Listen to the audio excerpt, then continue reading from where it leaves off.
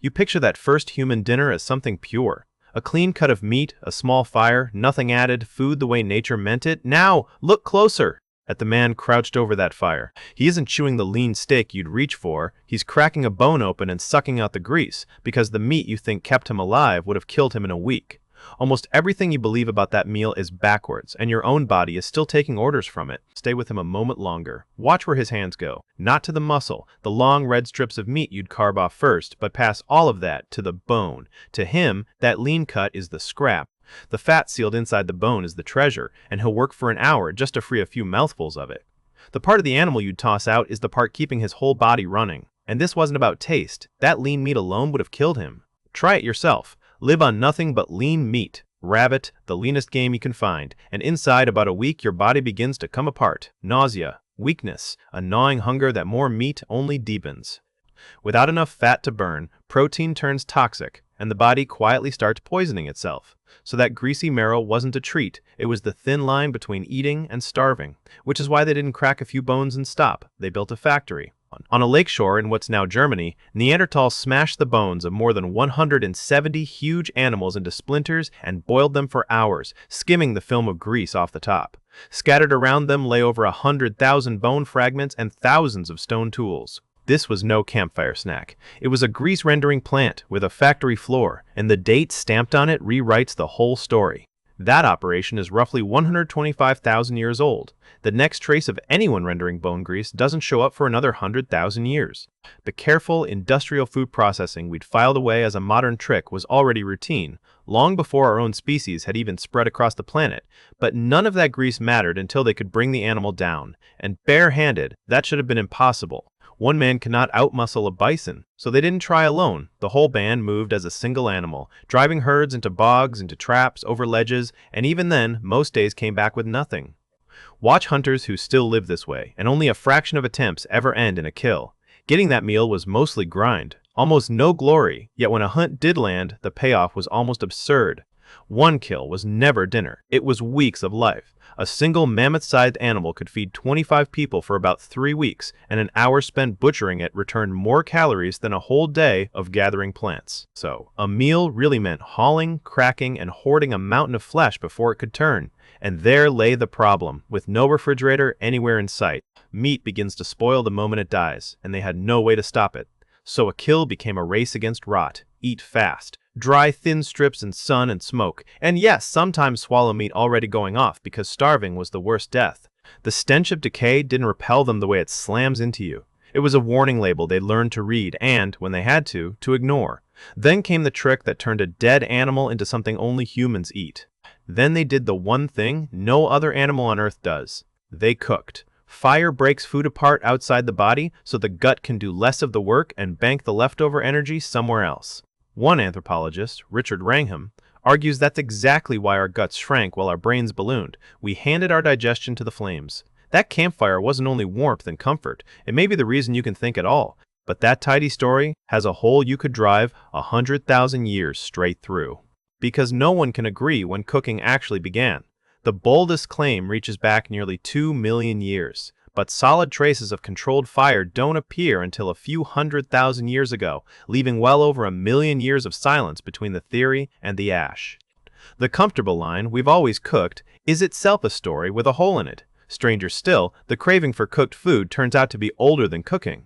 Hand a chimp 2 carrots, one raw, one roasted, and it reaches for the cooked one. So does a gorilla, so does an orangutan. Not one of them has ever lit a fire in its life. The appetite for cooked food was already sitting there waiting before any animal could make a flame.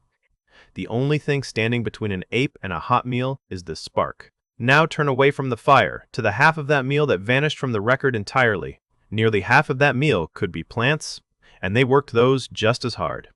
At a lakeside camp in what's now Israel, a single grinding stone still holds the starch of wild cereal, ground into flour roughly 13,000 years before anyone planted a field.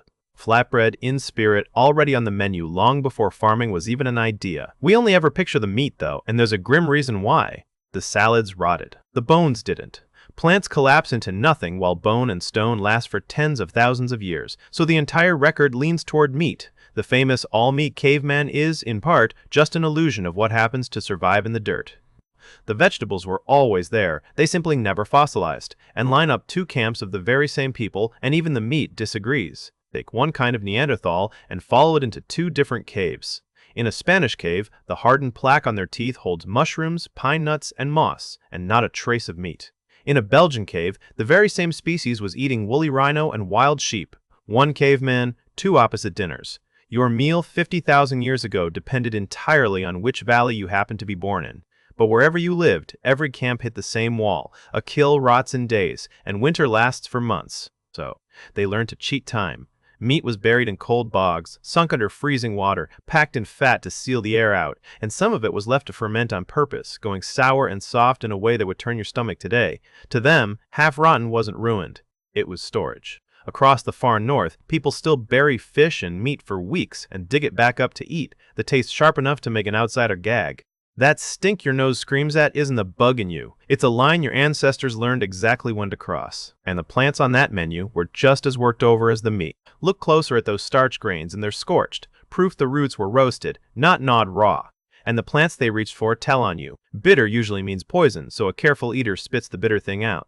That little gag a kid makes choking down broccoli is the same ancient alarm that kept those people from swallowing something that would kill them. Their own teeth even recorded how they ate, right down to the hand on the knife. On the cold Crimean steppe, another camp left its menu scratched into the ground. Early modern humans dropped the cut-marked bones of saiga, red deer, horse, and hare, with chemical traces of mammoth and plants layered on top. There was no signature dish. The menu was simply whatever the steppe handed over that week. A scatter of everything, carved into bone. And the bones aren't the only record keepers, so are the teeth. Their front teeth are scarred and worn flat, because they use their mouths as a third hand, clamping hide and meat between their jaws while a stone blade sliced toward their own lips. The scratches all lean the same way, telling us most of them were right-handed.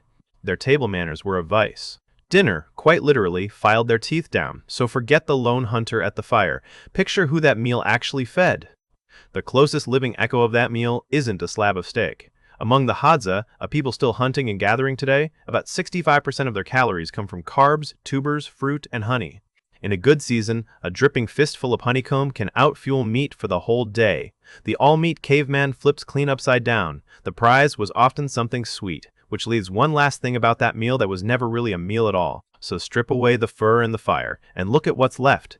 That meal was never simple, and it was never clean. It was the hardest, most coordinated thing those people did all day, hunting as one body, rendering fat, cooking, grinding, dosing, sharing every last scrap, and it never really ended. The fat you can't put down, the sweet you chase past full, the rot that turns your stomach, the way you instinctively call for help the moment something's too big to face alone, none of that is modern weakness. It's the receipt from a meal 50,000 years old, and you're still eating it.